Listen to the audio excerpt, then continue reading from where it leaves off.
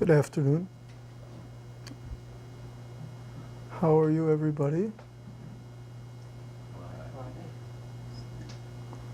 A little louder. How are you, everybody? Fine, thank you. Okay.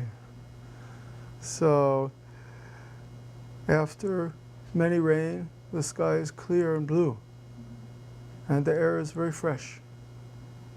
So, maybe, can it stay that way? Okay.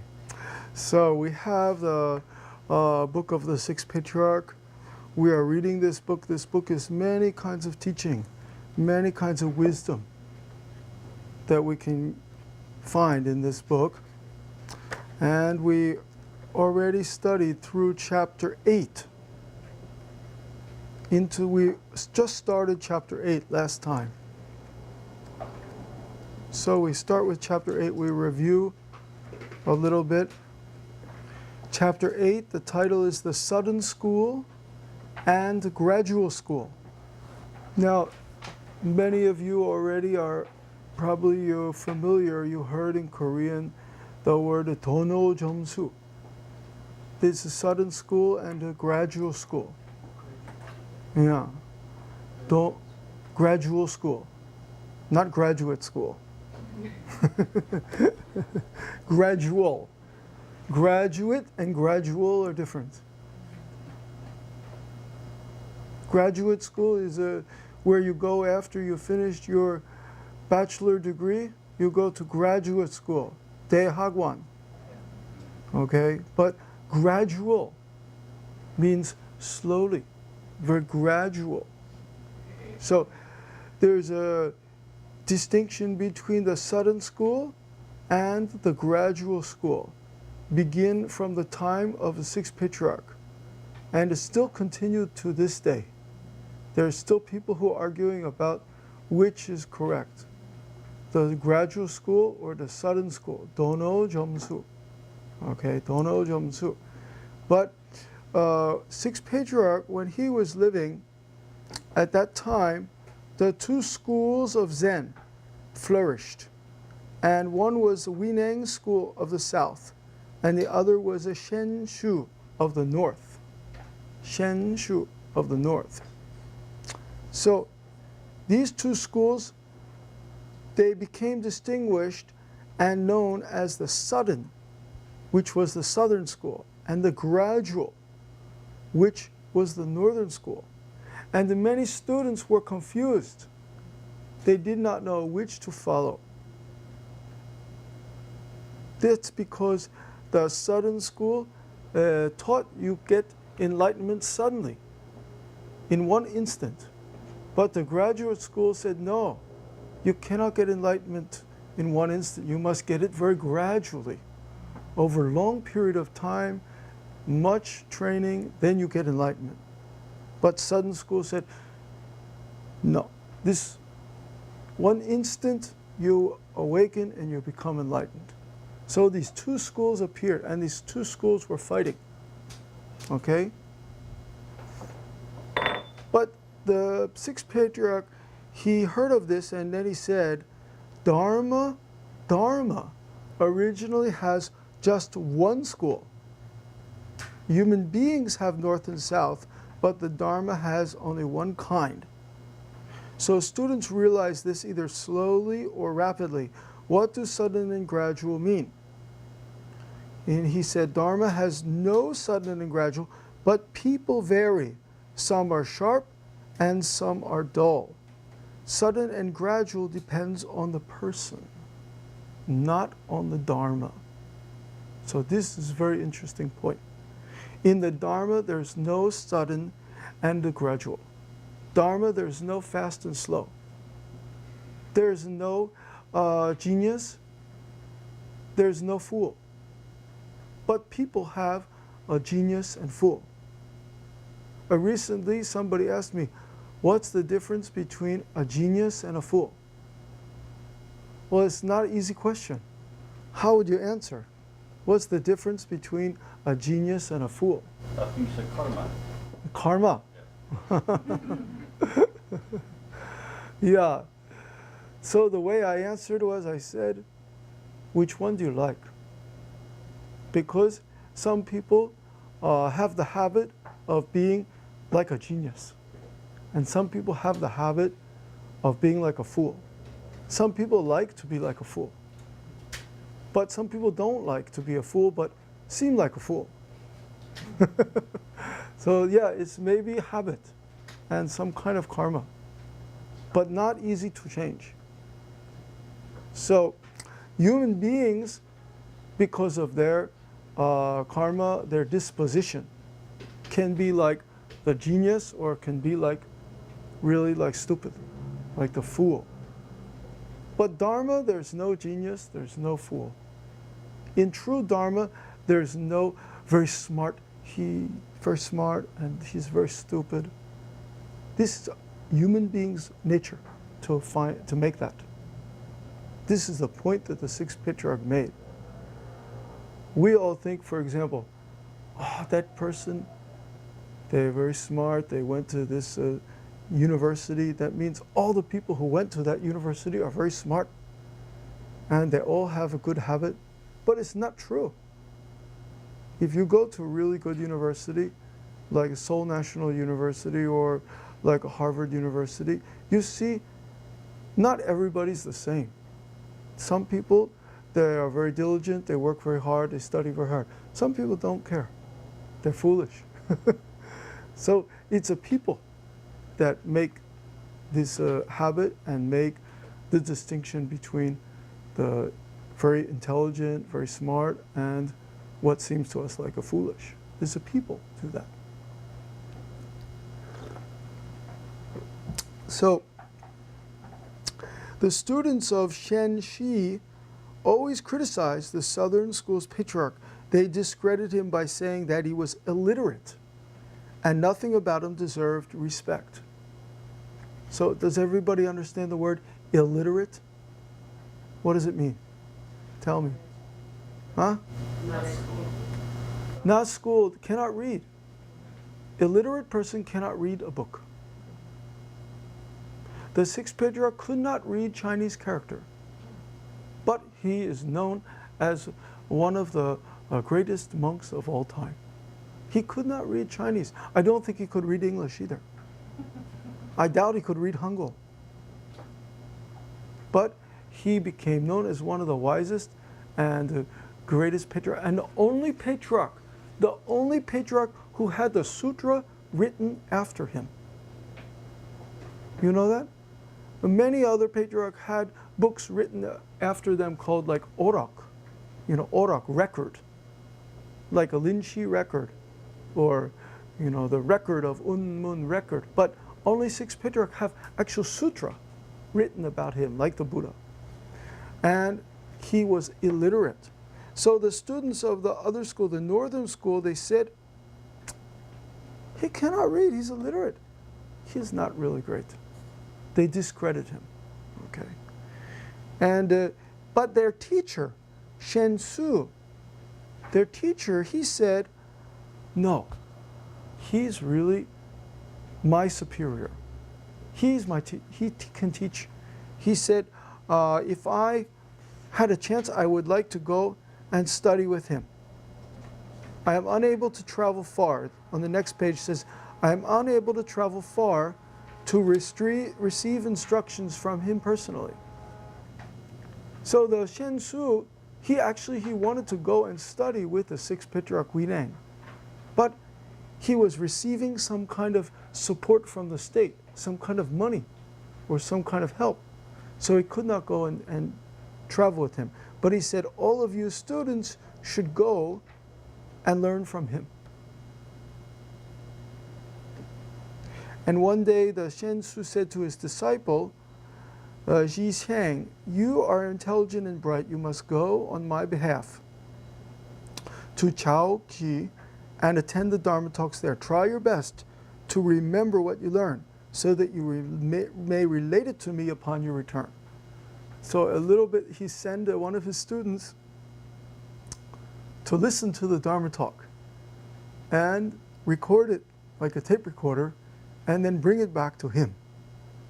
And then The student, he went on his teacher's instruction, and without telling anybody, he joined the assembly. And the patriarch, right away, he knew, oh, somebody here has hidden himself to steal my teaching. Yeah. How he knew that? He was very sharp. And immediately the Shizhen came out and bowed and told the patriarch about his mission. You came from Yukon Monastery, don't you? You must be a spy, said the patriarch. He said, you're a spy, a kanchop. You know what spy is, right? You know, nowadays in Korea, they don't look for spies so much. But when I first came to Korea 20 years ago, everywhere sign. If you catch spy, you get much money. So, you must be spy. No, I'm not. Why not? If I had not told you who I was, I would be a spy. Since I told you about it, I am not. This is very clever. He said, I'm not a spy because I told you who I was. This is kind of clever. But the patriarch asked him, how does your teacher instruct his disciples? He tells us to contemplate the purity of mind, practice sitting all the time, and not lie down. Then the sixth patriarch, he talked about that. He said, to contemplate on purity is an illness, not Zen. To sit all the time is logically unbeneficial. Then he said, listen to my poem. When alive, we can sit all the time. But when you die, you will lie without sitting. A rack of stinking bones, how can you depend on this for practice? So he said the teacher's teaching to sit all the time and to think about purity of mind and not lie down. He criticized that. He said this is not complete teaching. Nowadays, many people still think this is the correct teaching. Many people, even those people who are practicing in monasteries, they think, oh, you must always sit, not lie down, and always think about pure things. Many monks think like this too. Always think about the pure things, never lie down, and practice sitting all the time. But the sixth patriarch criticized that. He said, when you're alive, you can sit all the time. But when you die, you have to lie down. You cannot just continue sitting. So you cannot depend on this body. He is talking about sitting of body. He said, his point, we have to understand. The sixth patriarch, his whole teaching was, the mind is the master. The mind is the 주인공. So his whole teaching was, you cannot depend on this body.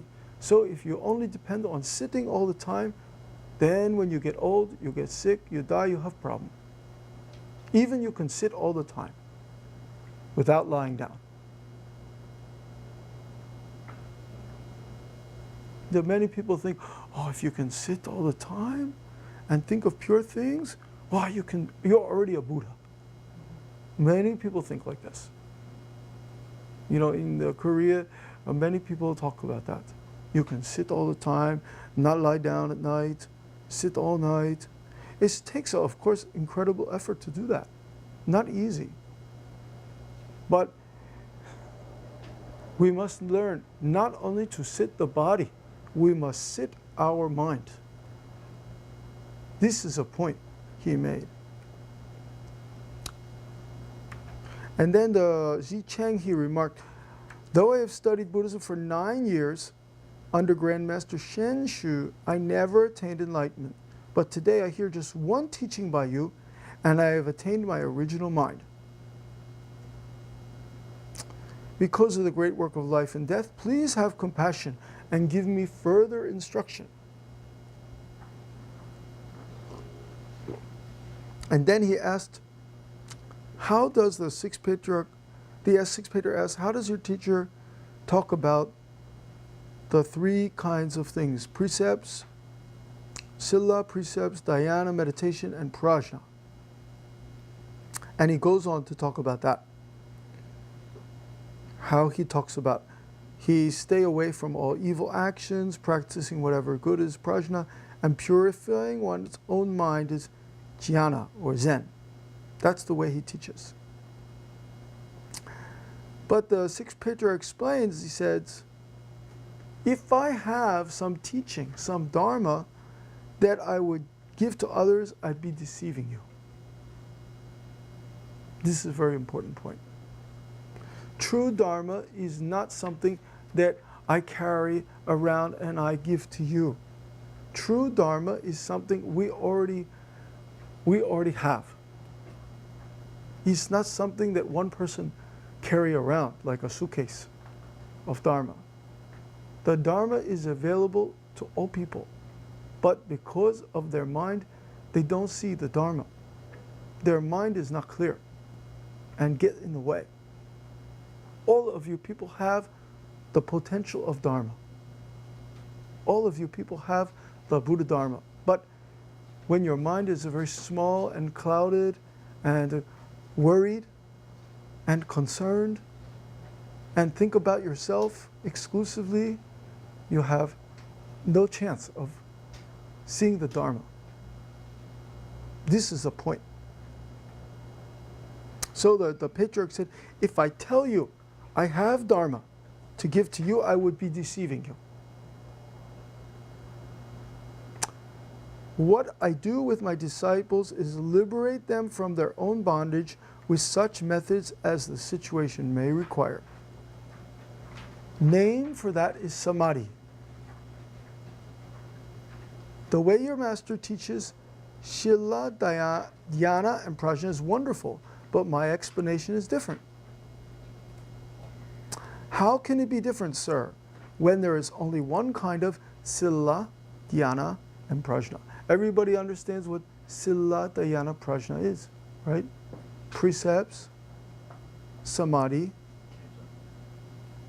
right? Kejonghae, Korean Kejonghae, Sila, Dhyana, and Prajna.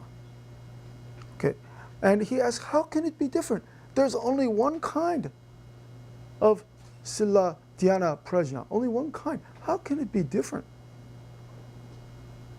You know, many people ask this question. How can there be, you know, different kind of Zen teaching? There's only one kind. Then he explained, the teaching of your master is to help the students of the Mahayana school, while mine is for those of the Supreme School. Oh, now you understand, little difference. There's already distinction between Mahayana school and Supreme School. Supreme School, what is a Supreme School? You don't know, right? Supreme School means the essence of Mahayana, the teaching of the Zen teaching of the mind. That's what he's referring to. He's talking about the teaching of the Zen masters, the teaching that is beyond the Mahayana, higher than Mahayana. The Mahayana is already very high teaching. You know, in Korea, when you go to Gangwon, you study all Mahayana, Gangwon. 4 years, Gangwon, then Mahayana, then all finish. Then graduate school, then maybe Supreme School. Long time ago, monks first went to Gangwon, study sutras, 5 years. Then after learn all the sutras, then go to the sunpang, sunroom. After finish the sutras. But nowadays, many people, after the Gangwon, then go to graduate school. Go to some more advanced research. A little different nowadays. Some people still go from the sutra school to the sunpang. So sunpang is considered the supreme school, most highest level. Okay? That means the school not dependent on any kind of sutra teaching. not dependent on any kind of doctrine, not depending on any particular doctrine. That's why he said outside of a special teaching, outside of the sutra, from mind to mind, from your mind to my mind. Okay? So then he said, the fact that some realize the Dharma more quickly and deeply than others accounts for the difference in the interpretation. You may listen and see if my instruction is the same as his. When teaching the Dharma, I never deviate from our true nature. To teach otherwise indicates an attachment to mere form. The function of all dharmas derives from our true nature. That is true sila, dhyana, and prajna. So what he's talking about is, even when he is teaching, he doesn't deviate from his true nature. Even when he is teaching people, he has no illusion that he is the teacher, he is the transmitter, and they are the receiver. This is an important point. He is not putting on ego show. I am the transmitter of the Dharma, you are the receiver. He is just giving the, taking away, he said already here, my teaching is to take away, before he said to take away, liberate from their own bondage with such methods. Everybody knows what the method is, bangpyeonmul.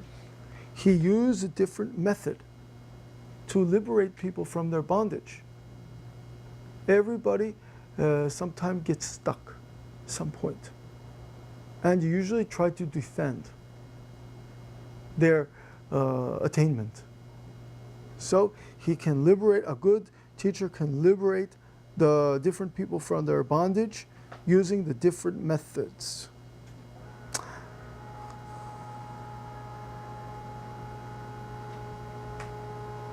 And after he heard the teaching of the sixth patriarch, after the sixth patriarch read this poem to him, the Shi Chang apologized and he thanked the patriarch for his instruction.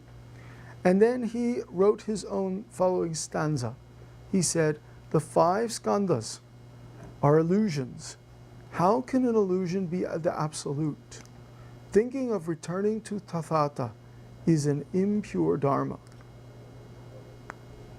So, when we think about we are going to return to the true Buddha, that also is illusion. We have to leave all ideas behind, even our idea of Buddha. Our idea of Buddha is also not the complete teaching. So then a patriarch, he approved of his stanza, and he said, the teaching of your master on Shiladhyana and Prajna applies to wise men of the inferior type, while mine are those of superior type. So he uses this word, superior and inferior. This is not really such a great way to say it, but without any other feeling, he says that, okay? He who realizes their true nature may dispense with such doctrines as bodhi, nirvana, and knowledge of liberation. So if you attain your true nature, then you do not have to think about nirvana and the liberation and all these things.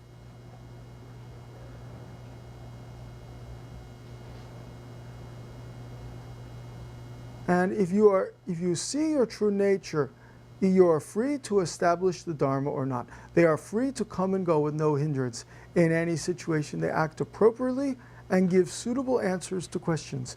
Your true nature can manifest itself in many different forms.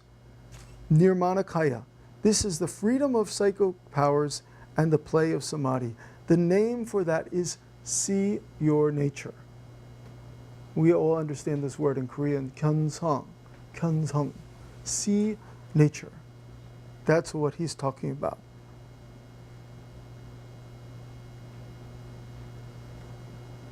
Then we go to the next page here, and we see after this, the Xi Chang, he bowed, and then he volunteered to be the patriarch's attendant. And in that capacity, he served him both day and night. So in the old days, if the master can teach you something, then you stay with him as attendant. You attend upon him. You serve him. This was considered the correct way to show your respect and appreciation of the master's teaching.